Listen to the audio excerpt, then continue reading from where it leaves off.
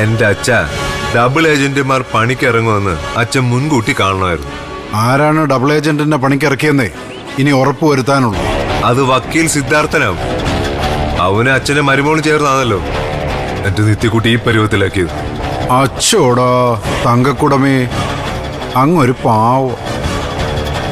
എടാ മോനെ, ശരത്ത് മോനെ, സിദ്ധാർത്ഥന് വേണമെങ്കിലേ ദേവികയെ കല്യാണം കഴിച്ച് അന്തസ്സായി സ്വസ്ഥമായി സമാധാനമായിട്ട് ജീവിക്കാം. പിന്നെ സിദ്ധു എന്തിനാ നിത്യ ഈ അവസ്ഥയിലാക്കുന്നേ? അതുകൊണ്ട് സിദ്ധുവിന് എന്നാ നേട്ടം? അത് പിന്നെ പക. എന്ത് പക?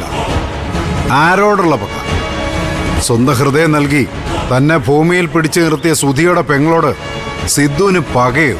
അല്ല, അതിപ്പോ ദേവിക പറയുമ്പോ മക്കളെ, ക്യാപ്സ്യൂൾ ഇറക്കി കളിക്കുമ്പോ കുറച്ച് വേർക്കേണ്ടി വരും.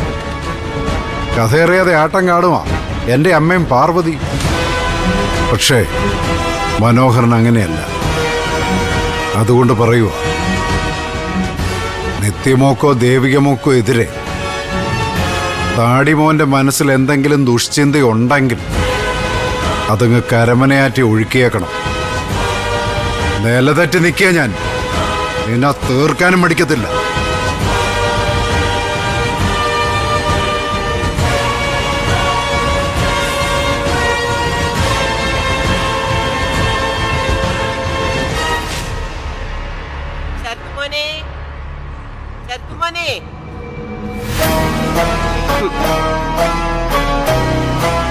ശരത്തുമോനെ, ശരത്തുമോൻ എന്തിനാ ഇങ്ങനെ സങ്കടപ്പെടുന്നത്? അതിനിപ്പോ ഇവിടെ എന്തുണ്ടായി?